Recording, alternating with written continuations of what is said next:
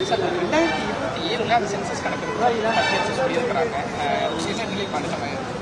தொகுதி வரவேற்பை பொறுத்த மட்டில் முதலில் குரல் கொடுத்தவர் தமிழ்நாட்டுடைய முதலமைச்சர் திராவிட முன்னேற்ற கழகத்துடைய தலைவர் மு.க. ஸ்டாலின் என்பது அனைவருக்கும் தெரிந்த ஒன்று.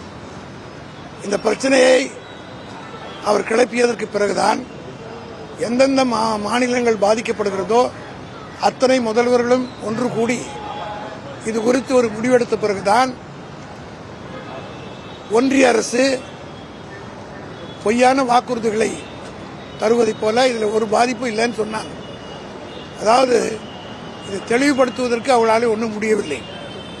2027க்கு இப்போது கணக்கெடுப்பை தள்ளி போடுகிறார்கள் என்று சொன்னால் ஜாதிவாரி கணக்கெடுப்பு கொடுத்த வாக்குறுதியிலிருந்து மீறுகிறார்கள். இந்த தொகுதி சீரமைப்பில் நிச்சயமாக தமிழ்நாடு பாதிக்கும், அதே போல தென் மாவட்டங்களே பாதிக்கும் என்பதை தளபதி தெளிவாக சொன்னார். இது சட்டமன்றத்திலே தீர்மானம் நிறைவேற்றினார். இவ்வளவு பேசுகிற எடப்பாடி, இப்பொழுது அறிக்கை விடுகிற எடப்பாடி சட்டமன்றத்திலே ஆதரித்தார்.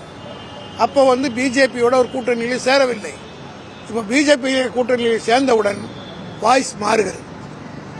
இப்பொழுது அவர் பாஜகவினுடைய ஊதுகுரலாக இன்னைக்கு பேசிக் கொண்டிருக்கிறார்.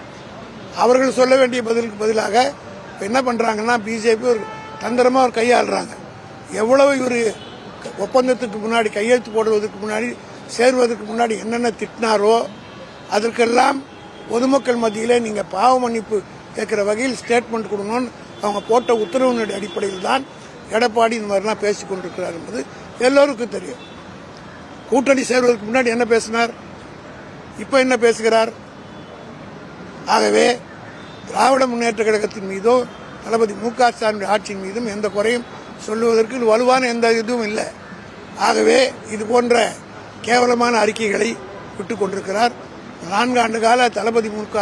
ஸ்டாலினுடைய ஆட்சி இந்தியாவிலே இருக்கிற அனைவரும் பாராட்டக்கூடிய வகையில், அது மட்டுமல்ல உலகத்திலேயே கனடா போன்ற நாடுகள், லண்டன் போன்ற நாடுகளிலே கூட இவருடைய காலை உணவு திட்டத்தை அறிமுகப்படுத்துகிறது என்றால் உலக அளவில் இவருடைய சாதனைகள் புகழ் பெற்றிருக்கின்றன. ஆகவே இதை தாங்கிக் கொள்ள முடியாமல் எடப்பாடி நித்தம் ஏதாவது அறிக்கை விட்டுக் கொண்டுதான் இருப்பார். இன்னும் கேவலமாக கூட விடுவார். இன்னும் தேர்தல் நெருங்க விடுவார். அதை பற்றிலாம் நாங்கள் கவலைப்படவில்லை. மக்கள் எங்கள் பக்கம் இருக்கிறார்கள். நாங்கள் மக்களை சந்திக்க தயாராகிவிட்டோம். இதையெல்லாம் ஒரு புறம் தள்ளிவிட்டு எங்களுடைய பயணம் தொடரும்.